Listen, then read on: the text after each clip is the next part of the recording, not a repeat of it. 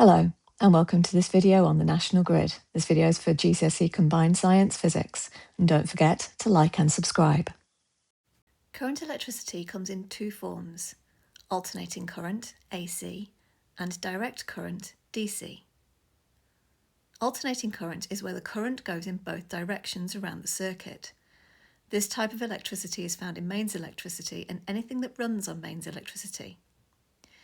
Mains electricity in the UK is at 230 volts and 50 hertz, and these are two values that you need to remember. 50 hertz means that the current changes direction 50 times a second. Direct current, DC, this is where the current goes in one direction only. This type of electricity is found in anything that runs on batteries. You may need to recognise whether current is AC or DC from the graphs. Any graph that has the potential difference going in the positive and negative direction, regardless of the shape of the graph, is showing you an alternating current.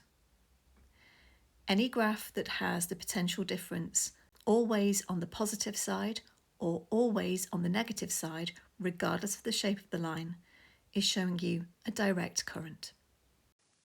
Mains electricity is an AC supply. This means that we can use transformers to make the transmission of the electricity from power stations to homes more efficient. Transformers will only work with an AC supply.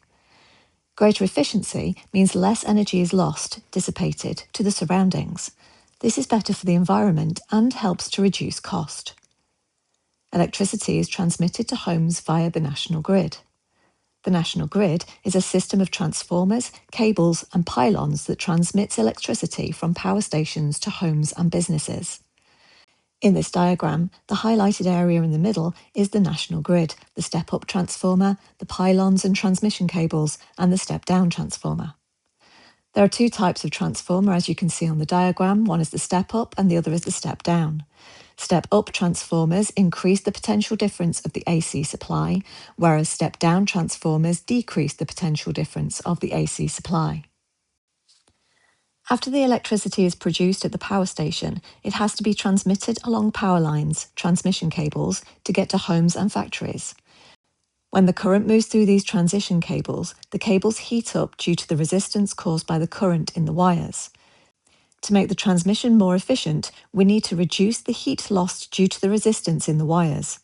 This can be achieved by reducing the current, as less current means less collisions between the electrons and the metal lattice ions in the wires. Larger current, so greater frequency of collisions between the electrons and lattice ions.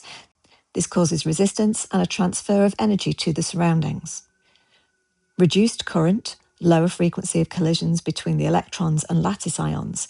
This causes the resistance to be lower, and so less energy is transferred to the surroundings. A way to reduce the current is to increase the potential difference, and this is why a step-up transformer is used. The increased potential difference means the electricity can still be transmitted, but at a lower current.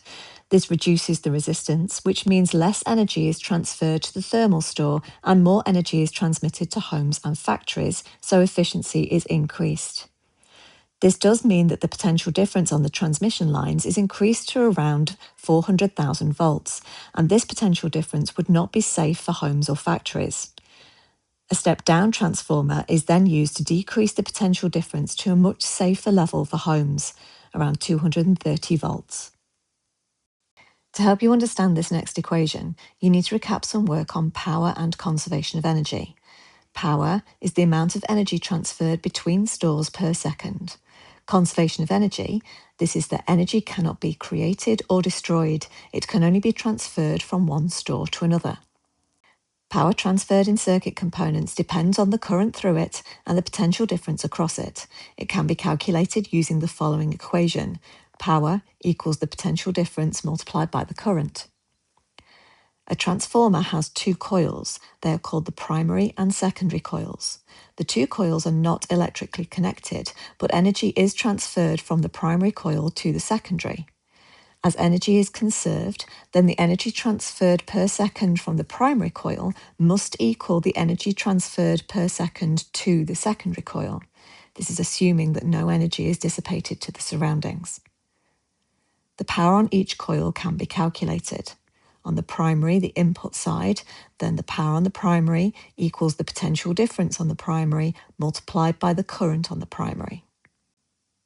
On the secondary coil, the output side, then the power on the secondary coil is equal to the potential difference on the secondary coil multiplied by the current on the secondary coil. As the power on the primary must equal the power on the secondary, then PP must equal PS, or in words, the power on the primary equals the power on the secondary. Therefore, the potential difference on the primary coil multiplied by the current on the primary coil equals the potential difference on the secondary coil multiplied by the current on the secondary coil. This equation is given on the datasheet, and it can be used for step-up and step-down transformers. A step-down transformer has an input potential difference of 18 volts and an input current of 3 amps. If the output potential difference is 2 volts, what will the output current be? The transformer is 100% efficient.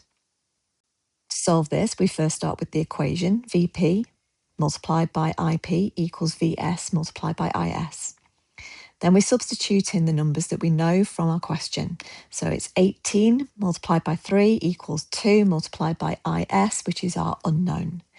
We then need to rearrange our equation to make Is the subject.